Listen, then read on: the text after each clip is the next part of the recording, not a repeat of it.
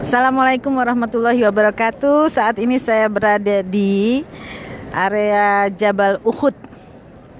Dari kejauhan kita bisa melihat Gunung Uhud yang panjangnya seluas 7 kilometer. Gunung Uhud adalah yang disebutkan bahwa kelak akan berada di surga. Salah satu-satunya gunung yang kelak akan ada di surga. Sejarah dari Gunung Uhud ini adalah menjadi saksi kesedihan yang dirasakan oleh Rasulullah dan umat Islam ketika pada perang Uhud, yang hasilnya adalah umat Islam kalah.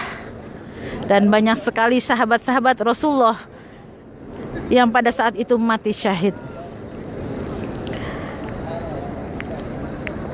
Dari Gunung Uhud ini keluarlah sebuah cerita seorang pemuda bernama Mus'ab bin Umair. Mus'ab bin Umair gugur sebagai syahid ketika pada peperangan Uhud.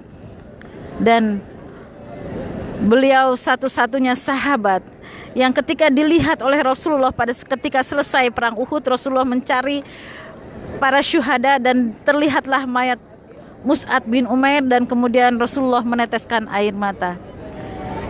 Mus'ab bin Umair gugur pada saat itu ketika beliau menyamar menjadi Rasulullah, supaya orang-orang Quraisy itu tidak mencari Rasulullah untuk membunuhnya, sehingga Mus'ab bin Umair menjadi tameng. Beliau membawa panji Rasulullah dengan tangan kanannya, dan ketika ditebas tangan kanannya, beliau memungut panji bendera itu dengan tangan kirinya. Kemudian tangan kirinya pun ditebas, dan akhirnya gugurlah Mus'ab bin Umair. Ketika Rasulullah menemukan mayat Mus'ab bin Umair, tidak ada satupun penutup untuk menutup jasadnya kecuali kain burdah. Dan kain burdah itu tidak mampu menutup seluruh tubuh dari Mus'ab bin Umair. Jika tertutup kepala, maka kaki terlihat, dan ketika kaki terlihat, kepala terbuka, sehingga Rasulullah mengatakan, tutuplah bagian kepalanya dan kemudian kakinya tutuplah dengan rumput. Kain burdah itu adalah kain yang sangat murah dan kasar. Ya, menarik, siapakah Mus'ab bin Umair itu? Mus'ab bin Umair sesungguhnya adalah seorang pemuda Quraisy, termasuk sebagai awalun untuk masuk Islam ketika Rasulullah masih berada di Mekah. Mus'ab bin Umair dikenal sebagai pemuda yang sangat rupawan, kaya raya, dan sangat terpandang. Beberapa saksi mengatakan bahwa ketika mereka melihat Mus'ab bin Umair, mereka menyangka ini adalah makhluk surga karena rupawannya. Bahkan minyak wangi yang dipakainya, apabila beliau pergi sampai dengan jauh beberapa kilometer, masih tertinggal wanginya.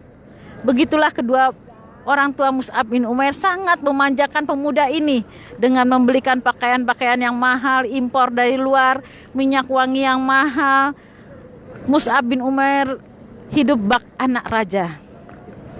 Namun ketika dakwah Islam masuk sampai ke telinga Mus'ab bin Umair, beliau serta-merta masuk Islam. Dan setelah itu keadaannya berubah. Ketika terdengar Mus'ab bin Umair masuk Islam, ibunya yang tadinya memanjakannya mencoba mengancam bahwa dia tidak akan makan dan berjemur di padang terik dan sebagainya, tetap tidak menggoyahkan iman dari Mus'ab bin Umair tersebut. Dan akhirnya ada yang mengatakan, coba ambil semua fasilitasnya. Anak ini biasa hidup senang, bagaimana kalau fasilitas itu diambil? Tapi yang terjadi apa? Mus'ab bin Umair tetap teguh dengan agamanya. Bahkan beliau disiksa dengan amat menyakitkan pada saat itu, sampai Rasulullah tidak mampu melakukan apapun. Beliau digantung, dipukul, disiksa, diambil semua fasilitasnya. Tapi yang beliau inginkan adalah sesungguhnya Mus'ab bin Umair telah menjual dunianya untuk mendapatkan akhirat. Dan akhirnya Mus'ab bin Umair berhasil dibebaskan. Dan ketika Rasulullah melihat keadaan Mus'ab bin Umair yang saat itu sudah kurus kering, penuh luka di seluruh tubuhnya, badan baju yang compang-camping, Rasulullah menitikkan air mata melihat betapa betul-betul kekuatan iman Mus'ab bin Umair. Dan akhirnya Mus'ab bin Umair dikirim ke Yastrib sebelum Rasulullah hijrah untuk mengislamkan beberapa pemuda di sana. Demikianlah Mus'ab bin Umair, syuhada kita yang kelak akan bersama Rasulullah di surga. Sungguh dia telah menjual dunianya untuk mendapatkan akhirat. Dari Jabal Uhud saya menceritakan bersama suami saya, Bapak Nuruddin dari Pelangi Foto. Semoga yang mendengarkan cerita ini mengaminkan doa-doa saya